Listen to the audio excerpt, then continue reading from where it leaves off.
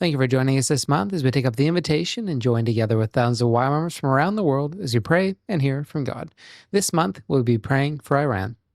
The people of Iran, numbering approximately 92.8 million, are facing a national crisis. Protests about runaway inflation and lack of freedom have been met by a brutal crackdown that has reportedly resulted in the deaths of an estimated 5,000 people and the detention of many more. Although the state claims that more than 90% of Iranians are Shia Muslims, independent surveys suggest a very different reality. Only about 40% identify as Muslim, 32% report having no religion, and roughly 8% identify as atheists. Apostasy laws criminalize conversion from Islam, punishable by death. Yet, despite this, underground Christian communities are estimated to number between 1 and 2 million believers.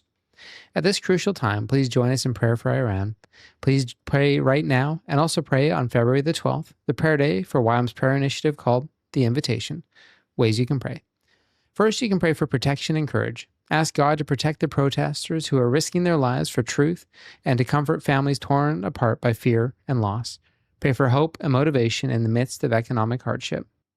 Second, you can pray for the underground church. Iran has one of the fastest growing Christian populations in the world, with underground churches expanding despite persecution. Said one YWAM worker, "Through the years we have been involved, we have seen a steady stream of people come to Jesus. The growth of the church and the hunger from people for Jesus inside the country is amazing. Pray for the safety, strength, and bold witness of these believers as they shine like lights." Third, you can pray for Iran's young people. Pray for the 25% of Iran's population under the age of 15 who are facing an uncertain future. Iran's younger generations increasingly reject mandatory hijab or head covering laws and state-enforced religious identity. This cultural shift has positioned Iran as one of the fastest secularizing societies in the Middle East, directly challenging the ideological foundations of the regime. Fourth, you can pray for the spiritual transformation of leaders. Intercede for the redemption of Iran's leaders.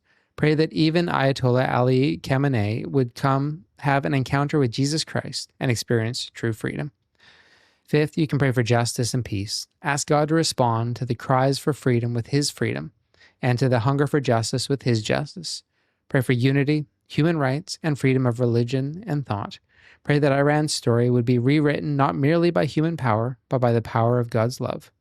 Join the invitation. Sign up for prayer emails and find translations in many languages over at ywam.org/theinvitation. Please contact us at prayer@ywam.org to let us know how you prayed, to recommend a prayer topic, or to request an advanced copy of the prayer guide.